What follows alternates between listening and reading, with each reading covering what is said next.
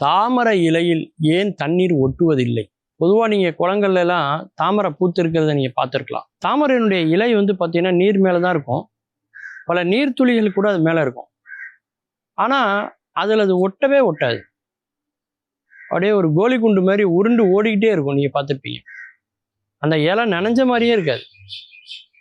ஆனால் ஏன் இந்த இலை மட்டும் இப்படி இருக்கு அப்படின்னு ஜெர்மன் நாட்டை சார்ந்த ஒரு பேராசிரியர் வில்ஹம் அப்படிங்கிறவர் இந்த தாமரை இலையை ஆராய்ச்சி பண்றாரு. மற்ற எல்லா இலையிலையும் காத்துல உள்ள தூசி பட்டு படிஞ்சு அந்த இலையே வந்து நிறம் மாறிடுது.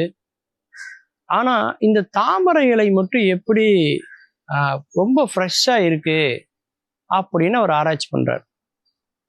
அதுக்காக அந்த தாமரை இலையை வந்து ஒரு அதிநவீன ஒரு நுண்ணோக்கி, எலக்ட்ரான் மைக்ரோஸ்கோப்பை விட ஒரு படி மேலேன்னு வச்சுக்கோங்களேன், அதில் வைத்து அவர் பார்க்குறார். அப்படி என்ன இந்த இலையில இருக்கு அப்படின்னு. அப்பந்தான் அவருக்கு ஒரு பெரிய ஆச்சரியம் காத்திருந்தது. தாமரை இலையினுடைய மேல் பகுதியில மெழுகு முட்கள் நிறைய இருந்திருக்கு. அந்த மெழுகு முட்கள் ஒன்றுக்கு இருக்கக்கூடிய இடைவெளியும் மிக குறுகிய அளவுல இருந்திருக்கு. அந்த மெழுகு முட்களுக்கு நடுவுல காத்து இருந்திருக்கு.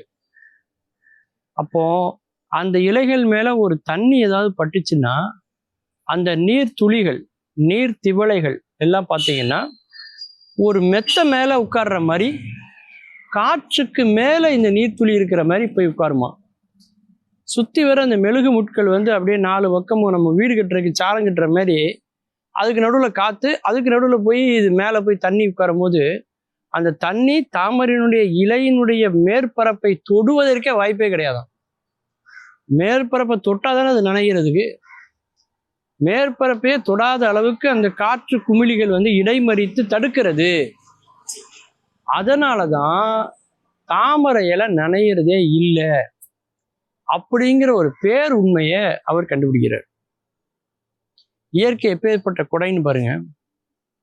இது இந்த கண்டுபிடிப்பினுடைய விளைவு எங்க வருது அப்படின்னா, முந்திலாம் நம்ம ஊர்ல சட்டைகள்லாம் நம்ம போட்டுட்டு இருந்தோம்னா அதுல அழுக்கு வந்து படியும், இல்லைன்னா மை ஏதாவது கரைகள் ஏதாவது பட்டுட்டுனா, சாயம் ஏதாவது பட்டுட்டுனா அந்த சட்டை வந்து அதை உறிஞ்சி அந்த சட்டையினுடைய நிறமே மாறிடும்.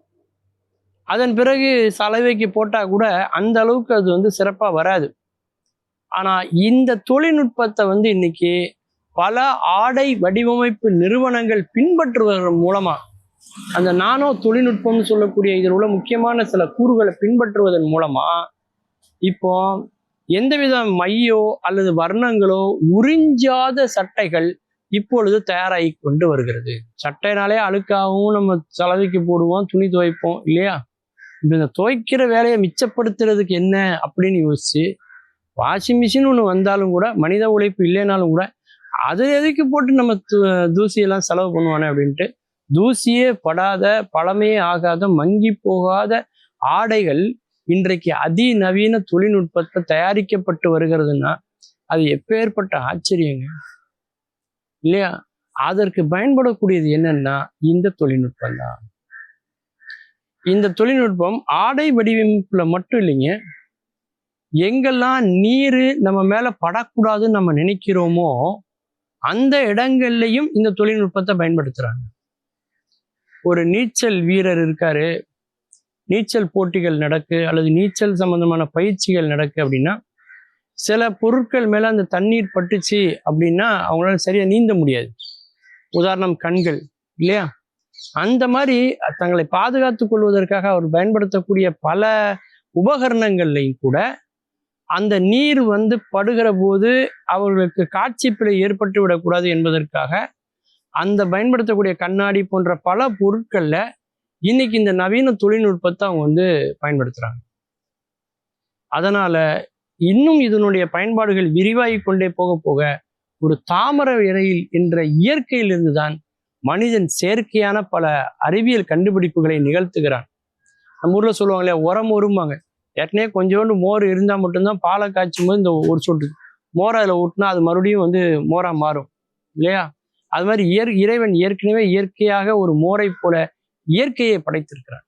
மீண்டும் பல புதிய தகவல்களோடு, அதில் அறியப்படாத பக்கங்களோடு உங்களை சந்திக்கிறேன். நன்றி, வணக்கம்.